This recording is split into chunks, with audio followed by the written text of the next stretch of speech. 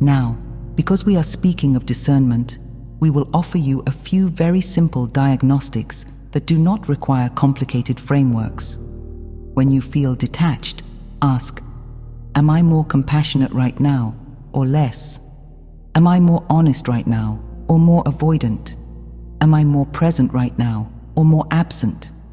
Do I feel more able to love or more unable to feel? Do I feel more steady or more numb? Do I feel more clear or more foggy? These questions bypass spiritual performance and go straight to the essence. If you discover that you are in numb separation, do not panic and do not spiritualize it. Do not call it ascending and then ignore the message. Treat it as you would treat a dear friend who has been carrying too much. Simplify, rest, reduce input. Return to the most basic supports: nourishment, sleep, nature, hydration, honest conversation with a safe human, gentle movement, and most importantly, a return to source that is not forced. Not a dramatic prayer, not a performance, but a quiet turning, a whisper of willingness. I am here. Help me come back to life. The divine responds to sincerity more than to spectacle. If you discover you are in holy detachment, honor it. Do not sabotage it by re-entering old dramas to prove you are still alive. Many of you are so accustomed to intensity that peace can feel unfamiliar, and unfamiliar can be mistaken for wrong. Peace is not boredom. Peace is the baseline you forgot. When you find peace, let it educate you. Let it show you how to move, how to speak, how to choose, how to love. Let it become your reference point rather than your vacation. We will also speak to the relational aspect of this, because discernment becomes most visible in relationships. Holy detachment allows you to be in relationship without losing yourself. It allows you to speak truth without aggression. It allows you to set boundaries without hatred.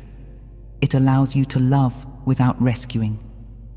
Numb separation often expresses as withdrawal, avoidance, inability to communicate, or a sense that other people are burdens rather than beings. If you notice yourself becoming resentful of human contact, ask whether you are truly in spiritual refinement or whether you are simply overwhelmed and shutting down. Again, no shame, just honesty. And we must address one more nuance that is very important. Some of you are genuinely withdrawing from certain environments because you can feel that they are built on false incentives, and this is appropriate. Not every social structure deserves your participation. Not every conversation deserves your energy. Not every normal is healthy. Holy detachment often includes strategic withdrawal from what distorts you. But strategic withdrawal is not the same as emotional disappearance. You can step away from toxic dynamics while remaining loving.